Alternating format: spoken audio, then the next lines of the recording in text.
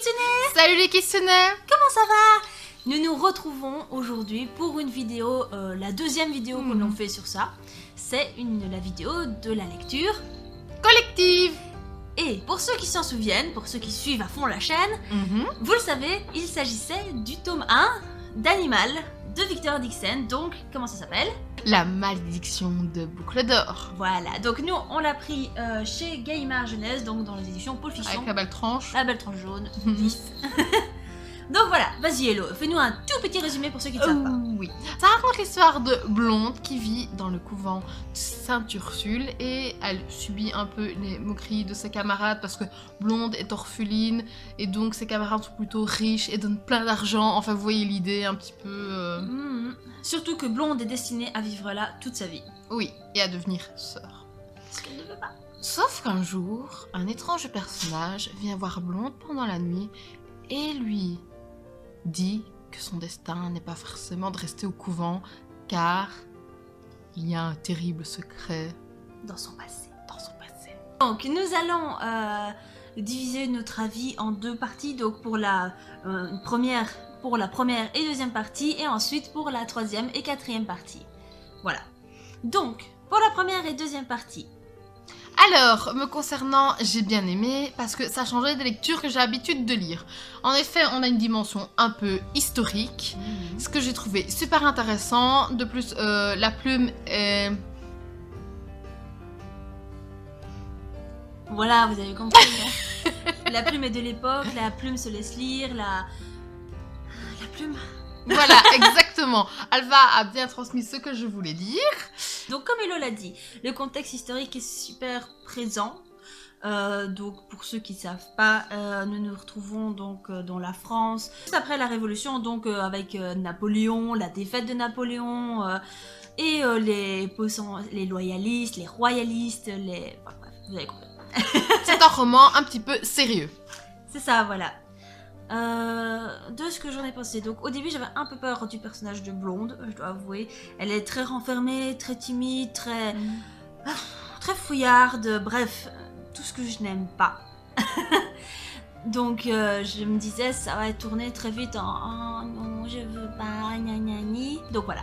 Et ce qui est super en fait c'est que nous suivons en fait en parallèle, donc par des témoignages mais aussi par des écrits, la maman de Blonde. Oui. Donc l'histoire de sa mère, donc de son passé. Et c'était vraiment pas mal. Ça, j'ai bien accroché. Franchement, l'histoire était bien plus passionnante que la vie de Blonde. Ce que j'ai aimé aussi, c'est qu'il y avait des révélations qui sont un peu distillées un peu partout. C'est vrai, c'est très bien distillé. Donc ils mettent des interrogations, mais on a la réponse un peu plus loin. Oui, on n'a pas un gros paquet de révélations qui nous pompe bien l'air. Et pendant tout le tome, on se demande qu'est-ce que ça va faire. Et donc tout n'est pas dans les 30 dernières pages. Voilà. Pour la deuxième partie, Alva. La deuxième partie, alors, j'ai bien aimé aussi, si ce n'est que, en fait, je me suis rendu compte qu'il n'y avait pas d'action. Donc, il y avait de la tension, ça c'est certain, on peut pas le nier. Maintenant, toute l'action qu'il y a dans ce bouquin, Blonde les vit, le problème c'est que nous ne le vivons pas avec elle vu qu'elle perd connaissance en fait. Donc voilà. Pour ne pas trop vous spoiler évidemment. Parce que voilà, il y a des circonstances qui font que, mais donc on ne suit pas l'action, en fait on sait qu'il y en a eu, mais on voit Blonde après quand elle reprend connaissance, quand l'action est passée en fait. On connaît ses sentiments après. Voilà, c'est ça, avant, après, mais pas pendant. Ce qui est un peu dommage parce que du coup, on passe juste notre temps à suivre Blonde dans ses périples, surtout que personnellement le personnage de Blonde, enfin bref, elle dit qu'elle a un danger pour les humains et tout le boxon, n'empêche. Après, il y a une petite carriole qui passe, elle dit « Wouh, allez, je viens avec vous, je suis un danger public, mais je viens !»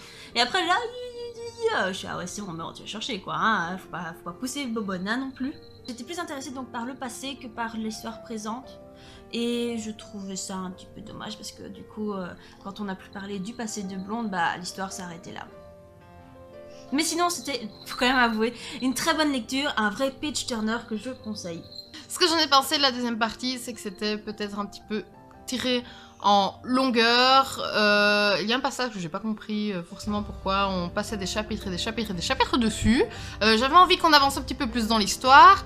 Ce qu'on voulait souligner aussi, c'est qu'il y avait 3 narrations différentes. Se perd quoi, donc On comprend pas nécessairement pourquoi on passe d'une narration à l'autre, surtout vis-à-vis de Blonde en soi. Parce que Blonde, à un moment donné, change totalement, on passe d'une troisième personne à une première personne. Ce qui, c'est un peu stupide, enfin bref. On ne comprend pas trop, elle a voulu peut-être faire comme sa maman. Mais bon.